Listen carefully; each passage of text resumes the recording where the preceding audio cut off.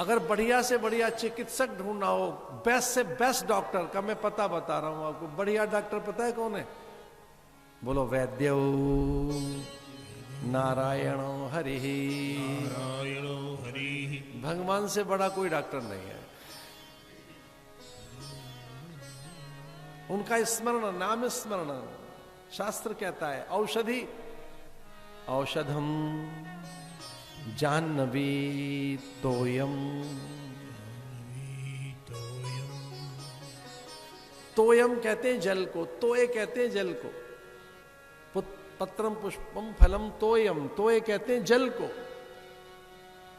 वैसे गंगा केवल जल नहीं है, गंगा तो अमृत है।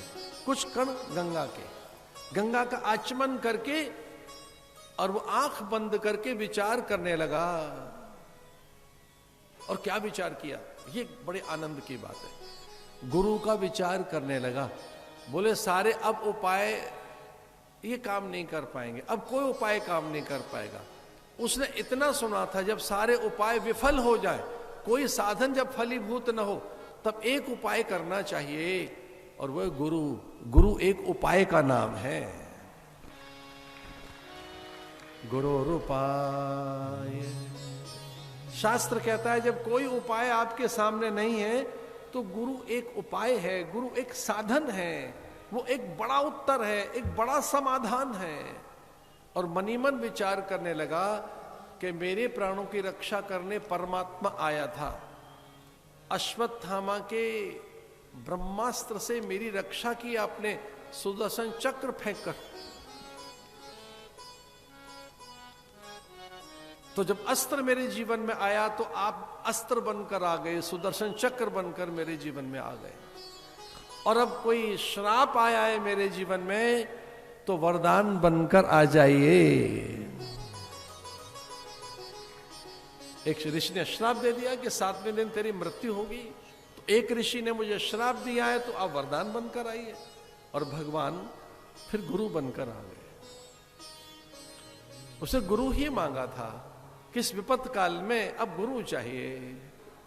राजा परीक्षित ने कहा, हे गुरुदेव आप आ जाइए। भगवान से कहा कि मेरी मां ने कहा था कि जब विपत्ति हो तो उसे बुलाना, तो अब आप गुरु के रूप में मुझे चाहिए। और उसी समय सुखदेव मुनि प्रकट हो गए। तत्रा भवद भगवान व्यासपुत्रो यदृच्छया गामट मानो नपेक्षः अलक्ष्यलिंगो निज लाभ तुष्टो वृतश्च बालै रवधूत वेशः।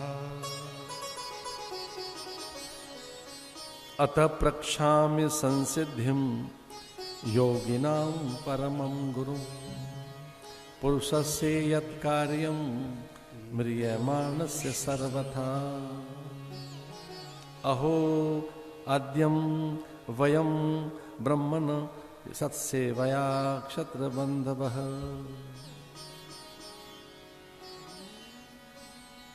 अथ प्रक्षामि संसिद्धिं योगिनां परमं गुरुं शिष्य यत् कार्यं म्रियमाणस्य सर्वथा।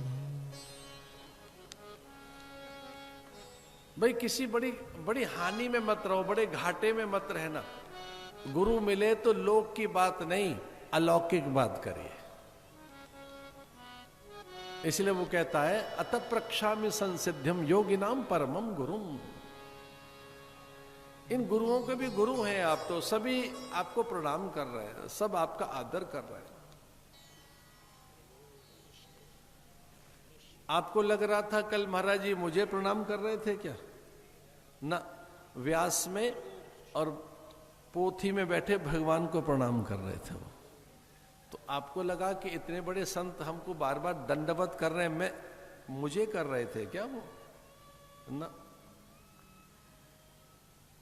हम मिट्टी की मूर्ति को प्रणाम करते हैं क्या? हम काले पत्थर को प्रणाम कर रहे हैं? ईंट गारे चूने के आगे शीश झुका रहे हैं क्या? ना भैया, मूर्ति में बैठी परमात्मा की महिमा के आगे झुक रहे हैं हम तो।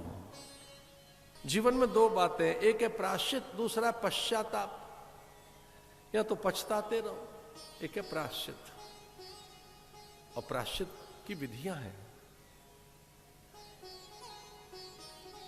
जो पाप कर्म है वो हमें कभी सोने नहीं देता, वो हमारे जीवन में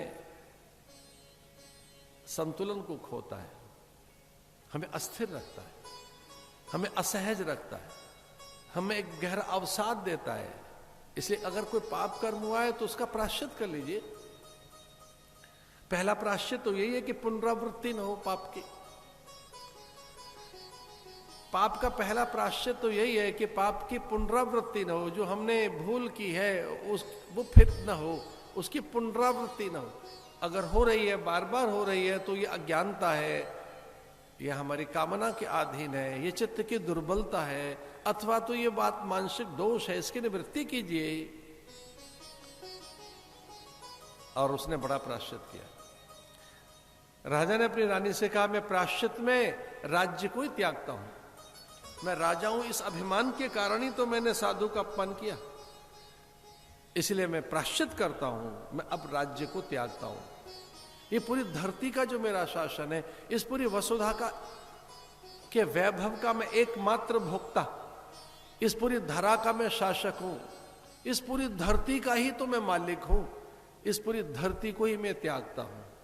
अब मैं महलों में कभी नहीं लौटूंगा, इन राजसी वस्त्रों को त्याग देता हूं मैं, ये मुकुट अब मैं धारण नहीं करूंगा, अब इसका मुझ पर अधिकार नहीं रहा, अब मैं प्रायश्चित करने निकल रहा हूं। तो इतने बड़े मन का राजा मुकुट त्याग कर, राजसी वस्त्र त्याग कर, अपने राज्य से मुंह मोड़ कर वो साधु की ओर भागा। ये भारत है।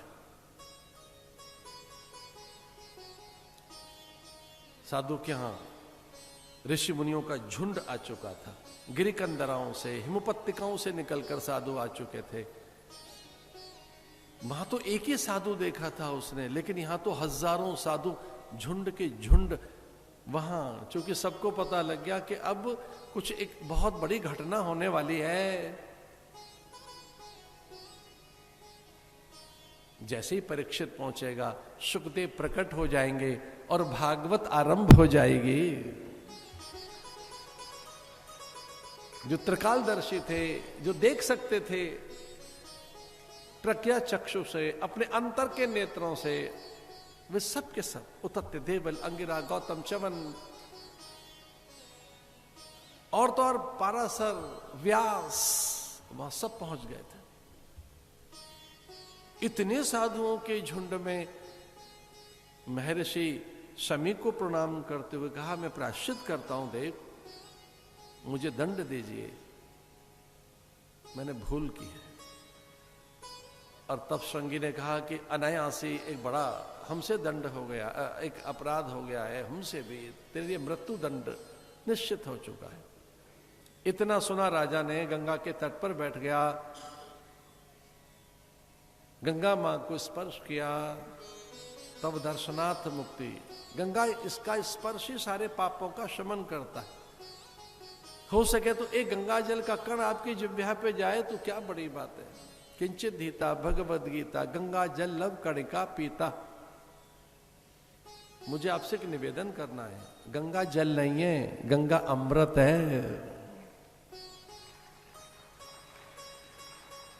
संभव हो सके, ये मैं व्रत लें आप ऐसा नहीं कह रहा हूं, संकल्प लें ये ऐसा मैं नहीं कह रहा हूं, ये बहुत कठिन व्रत हो जाएगा, बड़ा संकल्प हो जाएगा, ये कोई बड़ी प्रतिज्ञा हो जाएगी, ऐसा मत करना। पर हो सके तो जैसे औषधि लेते हो, अन्न लेते हो, बहुमूल्य पदार्थ घर में रखे हुए हैं, प्रातःकाल बिना औषधि के नहीं रह सकते। कुछ लोग पहले मेडिसिन लेंगे और फिर भोजन करेंगे, तो जैसे बिना मेडिसिन के, बिना औषधि के आप नहीं रह सकते, वैसे ही एक निवेदन है मेरा, बिना गंगा जल के मत रहिए। एक बूंद गंगा जल की लीजिए, एक बूंद लीजिए, जस्ट ए ड्रॉप, एक बूंद लीजिए।